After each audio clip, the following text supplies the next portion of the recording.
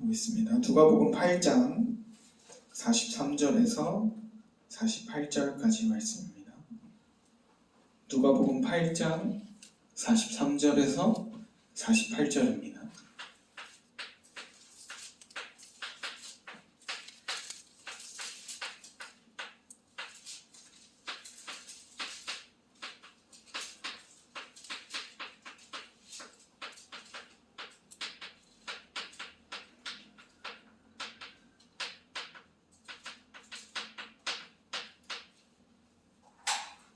누가복음 8장 43절에서 48절입니다. 한 절씩 교독하겠습니다. 이 12해를 혈루증으로 앓는 중에 아무에게도 고침을 받지 못하던 여자가 예수의 뒤로 와서 그의 옷가에 손을 대니 혈루증이 즉시 그쳤더라. 예수께서 이르시되 내게 손을 댄 자가 누구냐 하시니 다 아니라 할 때 베드로가 이르되 주여 무리가 밀려들어 미나이다. 예수께서 이르시되 내게 손을 댄 자가 있도다. 이는 내게서 능력이 나간 줄 알미로라 하시되 여자가 스스로 숨기지 못할 줄 알고 떨며 나와 엎드려 그 손댄 이유와 곧 나은 것을 모든 사람 앞에서 말하니 예수께서 이르시되 딸아 내 믿음이 너를 구원하였으니 평안히 가라 하시더라. 아멘. 우리는 구원을 어떻게 얻을까요? 구원. 우리가 익히 알고 있듯이 믿음을 통해서 구원을 얻습니다. 이거 아무 근거 없는 이야기가 아니라 성경이 전하고 있는 내용이에요. 우리가 잘 알고 있듯이 요한복음에 뭐라고 하죠? 영접하는 자, 곧 그 이름을 믿는 자들에게는 하나님의 자녀가 되는 권세를 주셨다라고 이야기하고 있죠. 또한 사도행전에서 보면은 바울이 이렇게 말해요. 주 예수를 믿으라. 그리하면 너와 내 집이 구원을 받으리라. 저는 구원은 믿음을 통해서 얻을 수가 있습니다. 자, 그런데 이 믿음이라는 단어가 참 애매해요. 믿음이 뭘까요? 믿음이라는 단어는 너무나 많은 뜻을 갖고 있어요. 그리고 다양한 방식으로 활용이 돼요. 어떤 사람에 대한 신뢰를 믿음이라고 하기도 하고 어떤 사실이나 상황에 대한 확신을 믿음이라고 하기도 하고 미래에 대한 긍정적인 전망 아니면 기대 이런 것을 믿음이라고 하기도 해요. 또한 어떤 가치관, 철학을 믿음이라고 부르기도 하고요. 때로는 어떠한 희망을 믿음이라고 부르기도 합니다. 이처럼 믿음이라는 말은 그 활용 범위가 너무나 다양해서 우리가 믿음으로 구원을 얻는다 라고 말할 때 그 믿음이 대체 뭐냐를 정의하기가 어려워요. 믿음으로 구원을 얻는다 할 때 그 믿음이 대체 뭐냐, 이게 어렵다는 이야기죠.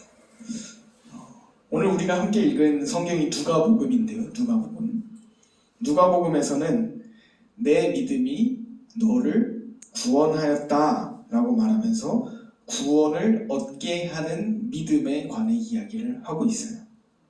누가복음에는 이 말, 내 믿음이 너를 구원하였다 라는 말이 총 4번 나오는데 이 4가지 이야기를 오늘 우리가 함께 살펴보면서 구원을 얻게 하는 믿음이 과연 무엇인가를 살펴보면 좋을 것 같아요. 누가복음에서 처음 이 말이 나오는 이야기는 죄인인 한 여자의 이야기예요. 예수님께서 바리새인인 시몬이라는 사람의 초대를 받아요. 그래서 그 시몬의 집으로 찾아갑니다. 그 시몬의 집에 찾아가서 그의 집 식탁에 앉아 계셨어요. 집 안에는 사람들로 북적였고 모두 예수님의 말을 들으려고 예수님이 무슨 행동을 하시는지 지켜보려고 모여 앉아있는 분위기였어요. 근데 그곳에 한 여인이 찾아오게 돼요. 한 여인. 그 여인은 어떤 여인이었냐? 그 도시에서 죄인으로 알려진 사람이었어요. 죄인. 죄를 경멸하던 시대였기 때문에, 특히나 이스라엘 백성들은 죄를 매우 싫어했기 때문에 죄인인 그 여인은 그 도시에서 소외받을 수밖에 없었고 사람들에게 좋지 않은 시선을 받았었어요. 그런 그녀가 예수님이 계신 바리새인 시몬의 집에 찾아왔어요. 달갑지 않은 시선이 그녀에게 향했겠죠.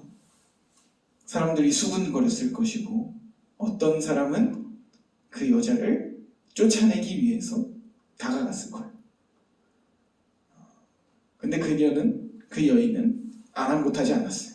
그런 건 보이지가 않았어요. 예수님만 보였어요. 그래서 예수님을 향해서 곧장 걸어갔어요. 그리고는 예수님 발 앞에 무릎을 꿇습니다. 그리고 눈물을 흘려요. 그 눈물로 예수님의 발을 닦고 자신 머리카락을 풀어서 머리카락으로 예수님의 발을 닦아요. 그리고는 자기가 가져온 향유, 기름, 향유를 예수님의 발에 붓습니다. 여인의 이런 행동을 바리새인 시몬의 집에 있던 모든 사람이 지켜봤어요. 분위기가 얼어붙었겠죠. 죄인인 여자가 그런 행동을 하고 있으니까요. 특히 그 집 주인이었던 시몬은 매우 화가 났을 거예요. 그런 시몬을 보신 예수님께서 시몬을 불렀어요. 시몬아, 일로 와봐라 하고 불러요. 그리고 시몬한테 물어봅니다. 뭐라고 물어보냐면은 빚 주는 사람한테 빚진 사람이 2명 있는데 한 사람은 빚을 많이 졌고 한 사람은 빚을 조금 졌다. 근데 이 빚 준 사람이 그 둘의 빚을 모두 탕감해줬다. 누가 더 이 사람에게 감사하고 이 사람을 사랑하겠느냐 하고 물어보세요. 예수님 시몬한테. 시몬이 뭐라고 답했을까요? 당연히 빚을 많이 탕감받은 사람이 사랑하겠죠 하고 대답을 해요. 예수님은 누구 이야기를 한 걸까요? 시몬과 죄인인 여자 이야기를 한 거예요. 죄인인 여자는 예수님께 지은 죄도 많고 빚도 많았을 거예요. 그 죄인을 빚을 탕감해 주셨고 시몬도 똑같이 빚을 탕감해 주셨는데 누가 더 나를 사랑하겠느냐 하고 물어보신 거죠. 당연히 여인이 예수님을 더 사랑했겠죠.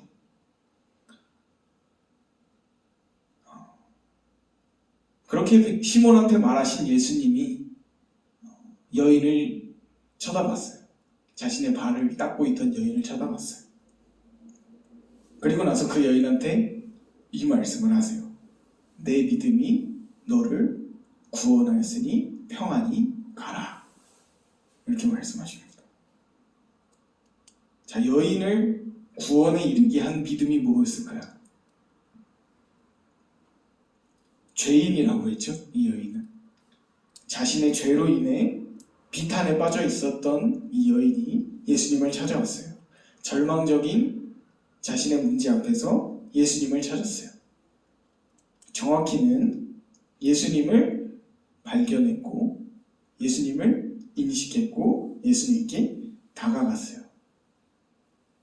그게 이 여인이 구원에 이르게 한 믿음이었어요. 그 집에 같이 있던 사람들, 시몬이나 다른 사람들은 예수님을 인식하지 못했는데 그냥 한 사람이었는데 여인은 이 예수님을 제대로 인식을 한 거죠. 그리고 그것이 바로 구원에 이르는 믿음이 되었습니다. 두 번째 이야기는 오늘 우리가 함께 읽은 말씀인데 혈루증이라는 병에 걸린 여인의 이야기예요. 12년 동안 혈루증이라는 병을 앓은 여인이 있었습니다. 12년. 이 여자는 병을 고치기 위해서 온갖 노력을 했어요. 온갖 약도 먹어봤고 유명하다는 의사도 찾아가 보고 자신이 가진 돈을 아낌없이 쓰면서 병을 고치려고 노력을 했어요. 하지만 병이 나아지지 않았어요. 오히려 더 깊어져만 갔어요. 당시 이스라엘 율법에 따르면 혈루증이라는 병은 부정한 병이었어요. 부정한 병. 그렇기 때문에 사람들은 이 혈루증을 앓고 있는 여인을 피했고요. 그 여자와 스치기만 해도 기분 나빠했어요.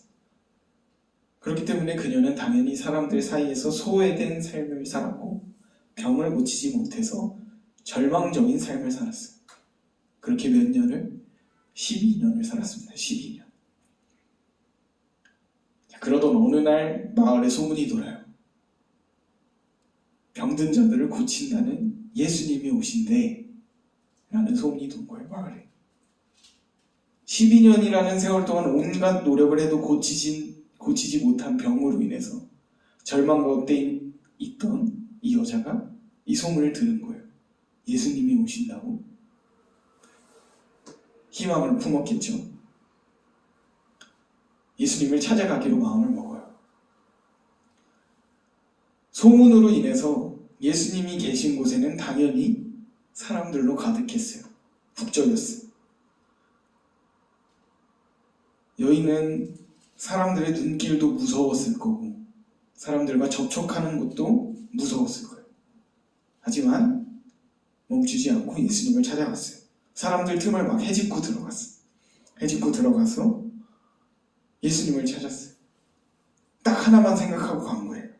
예수님의 옷자락이라도 만질 수 있다면, 예수님을 한 번이라도 만질 수 있다면 나을 수 있을 거야 하고 예수님한테 찾아간 거죠. 그렇게 가까스로 예수님 뒤에 다가가게 되고 그 순간 그녀가 손을 뻗어요.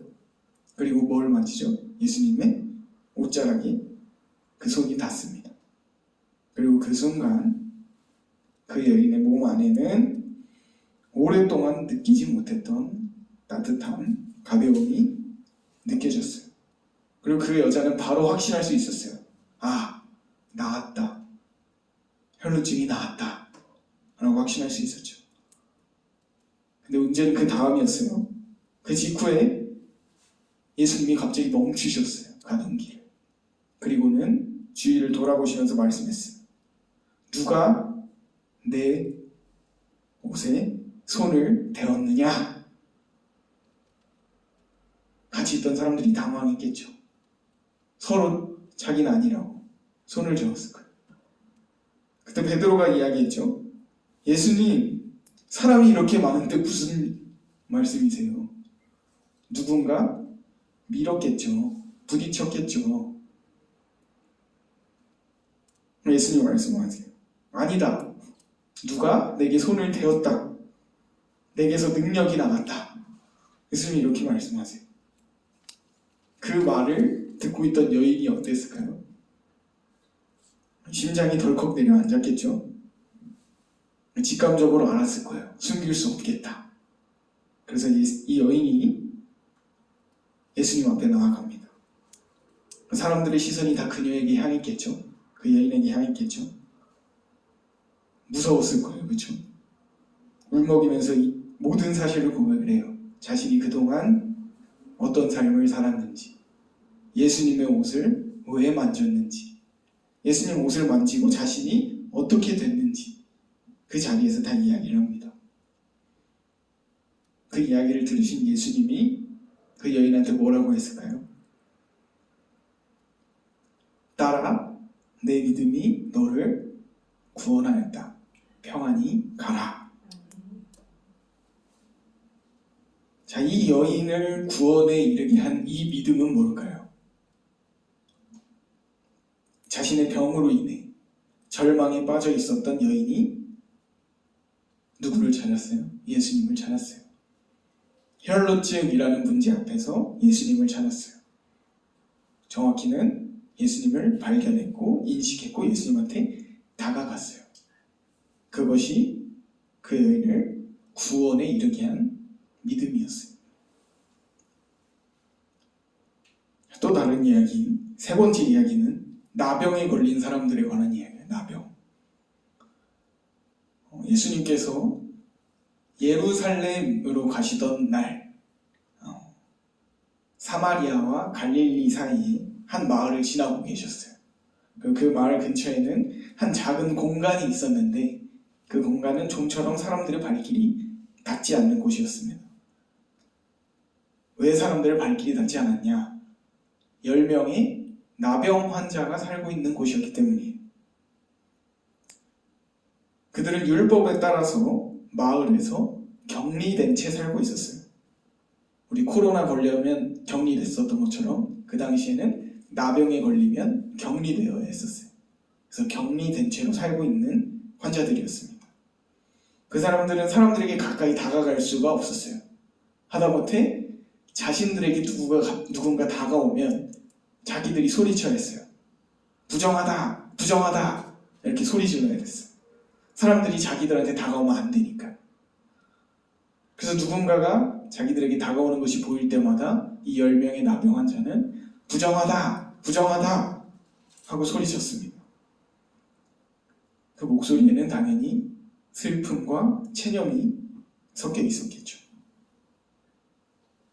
이 날도 어김없이 그들은 자신들에게 다가오는 사람들에게 부정하다 하고 외치고 있었어요. 그런데 이 10명이 뭘 발견했을까요? 자신들에게 다가오는 사람이 누구라는 걸 발견했어요. 예수님이라는 걸 발견했어요. 서로 쳐다봤겠죠. 눈이 마주쳤겠죠.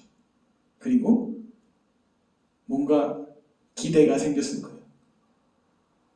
그래서 이 10명의 나병 환자가 부정하다라고 외치는 대신에 다가오시는 예수님을 보면서 이렇게 외쳐요. 예수님, 우리를 불쌍히 여겨주십시오. 이렇게 외칩니다.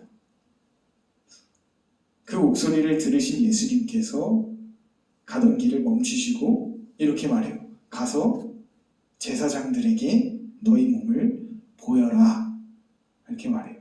이게 무슨 말이냐면은 이 나병 환자들은 자신들이 병이 나아서 이제 격리하지 않아도 된다라는 걸 증명하기 위해서 누구한테 찾아가야 되냐면 제사장한테 찾아가야 됐어요. 그리고 자기 몸을 보여줘야 돼요. 나병이 깨끗하다는 걸 자기 몸을 제사장한테 보여줘야 되는 거였어요. 즉 예수님의 말은 너희의 나병이 나았으니 제사장에게 가서 몸을 보여줘라 라는 말인 거죠. 그 말을 들은 10명의 나병 환자가 서로를 바라봤겠죠. 나병이 나았을까요? 안 나았어요. 그대로 있었어요. 나병이. 의아했겠죠. 에? 우리 안 나왔는데. 근데 예수님이 가라고 했으니까 그 말씀을 따라서 길을 나섰어요. 마을로 찾아갔어요. 제사장한테 가려고. 근데 그렇게 길을 가던 중에 기적이 일어나요. 길을 가던 중에 피부가 깨끗해지고 오래된 상처들이 사라지고 감각이 살아났어요. 나병이 나은 거죠. 제사장에게 찾아가던 중에 신이 나서 소리쳤을 거예요. 우리가 나았다. 우리 깨끗하게 되었다. 소리 질렀을 거예요. 그리고 신이 나서 마을로 달려갔겠죠. 이제는 다시 일상으로 돌아갈 수 있겠구나 라는 마음에 기쁨을 주체할 수가 없었을 거예요. 빨리 제사장한테 찾아가서 내 몸을 보여주고 이제 다시 옛날처럼 살아야지 했을 거예요. 10명의 나병 환자가. 그렇게 모두가 신이 나서 마을로 달려가고 있을 때 갑자기 한 사람이 멈춰섭니다. 그리고 혼자 반대로 달리기 시작해요. 9명의 나병 환자가 마을로 달려가고 있을 때 혼자서 반대로 달려갑니다. 어디로 간 걸까요? 예수님한테 달려간 거죠. 예수님. 자신들의 병을 낫게 해준 예수님을 찾아가는 거예요. 한 명만 혼자서. 멀리서 예수님이 막 보여요. 그냥 막 뛰어가면서 소리를 질렀어요. 예수님, 저 나았어요.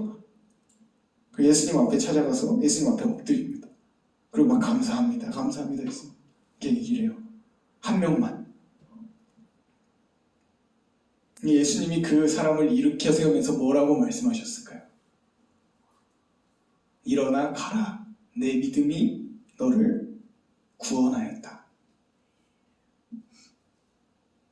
10명의 나병 환자가 고침을 받았어요. 그중 9명은 나병만 나았어요. 근데 이 한 명은 나병이 나았을 뿐만 아니라 뭘 얻었어요? 구원을 얻었습니다. 구원. 이 사람을 구원에 이르게 한 이 믿음은 뭘까요? 나병으로 인해 체념하고 절망에 있던 그 사람이 예수를 찾았죠. 그리고 병이 낫게 되었어요. 그렇게 병이 나은 기쁨을 만끽하면서 나머지 9명은 어떻게 됐죠? 예수님을 잊고 갔어요. 근데 이 사람만 기쁨에 만끽하기를 멈추고 예수님을 다시 찾았어요. 예수님을 발견하고 예수님을 인식하고 다시 예수님한테 다가간 거죠. 그리고 그것이 그를 구원에 이르게 한 거였죠. 자, 마지막 이야기는 여리고에 있는 한 맹인 이야기입니다. 맹인.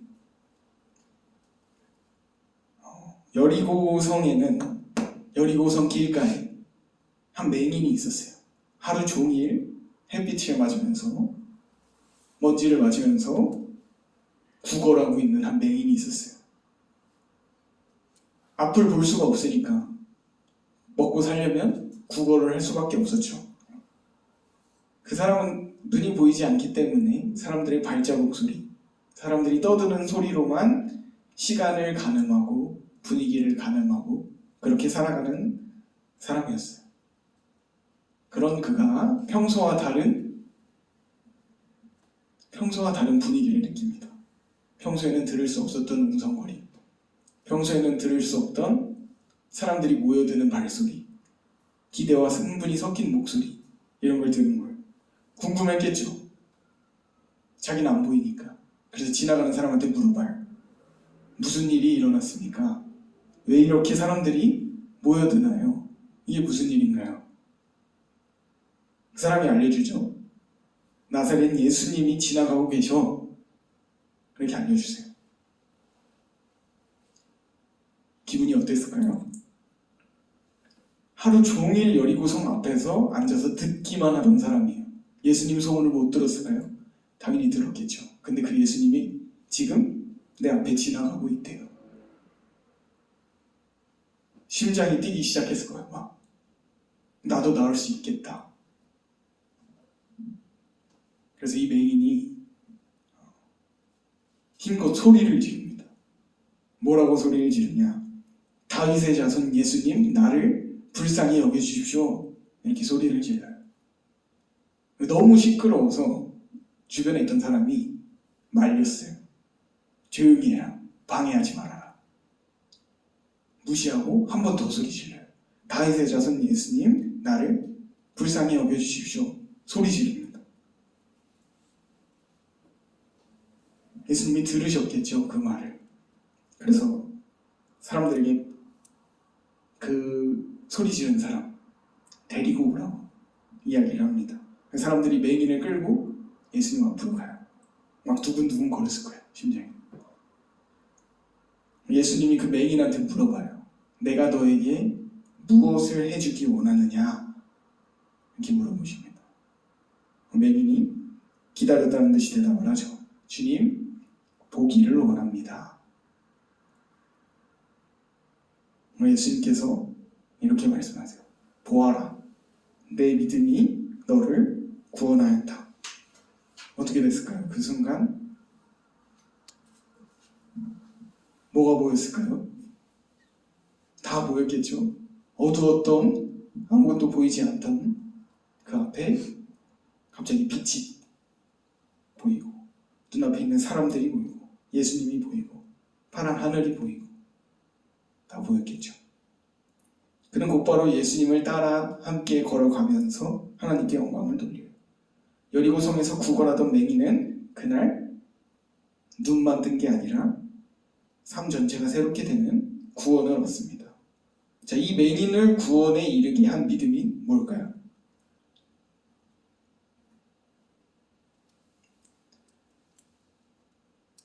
매일매일 구걸하면서 하루하루 겨우겨우 살아가던 그가 예수님을 발견했어요.